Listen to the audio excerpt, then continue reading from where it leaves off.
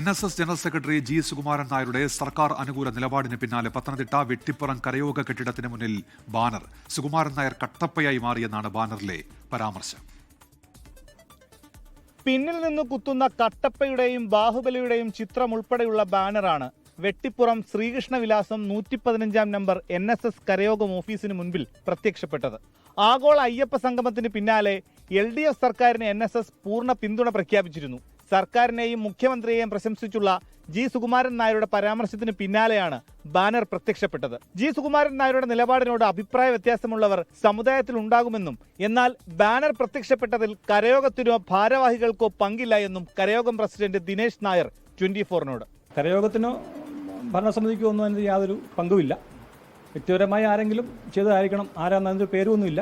ആര് ചെയ്തു എന്നുള്ള പേരുമൊന്നും വന്നിട്ടില്ല. ഇങ്ങനൊരു ഫ്ലക്സ് ഉള്ളതായിട്ട് കണ്ടു. അപ്പോൾ അത് നീക്കാനുള്ള നടപടി ചെയ്യുന്നുണ്ട്. അഭിപ്രായങ്ങൾ എല്ലാവർക്കും ഉണ്ടാവുമല്ലോ. പഴയ പോലല്ല. പണ്ട് അഭിപ്രായം പറഞ്ഞാൽ നമ്മൾ അങ്ങോട്ടും ഇങ്ങോട്ടും പറയും. ഇപ്പം സോഷ്യൽ മീഡിയ ഒക്കെ ഉള്ളതുകൊണ്ട് പുറത്തേക്ക് വരും. അപ്പോൾ അഭിപ്രായ വ്യത്യാസമുള്ളവരോ കാണും. അത് നമുക്കറിയത്തില്ല. അടുത്ത പൊതുയോഗത്തിൽ ജനറൽ സെക്രട്ടറിയുടെ സർക്കാർ അനുകൂല നിലപാട് ചർച്ചയാകുമെന്നും കരയോഗം ഭാരവാഹികൾ വ്യക്തമാക്കി. 24 പത്തനംതിട്ട. ലോകത്തെവിടെയായാലും ഏത് സമയത്തും 24 വാർത്തകളും ഓഗ്മെന്റഡ് റിയാലിറ്റി പാക്കേജുകളും എക്സ്പ്ലെയിനറുകളും വിശദമായി കാണാൻ ഞങ്ങളുടെ YouTube ചാനൽ നിങ്ങൾക്ക് സബ്സ്ക്രൈബ് ചെയ്യാം.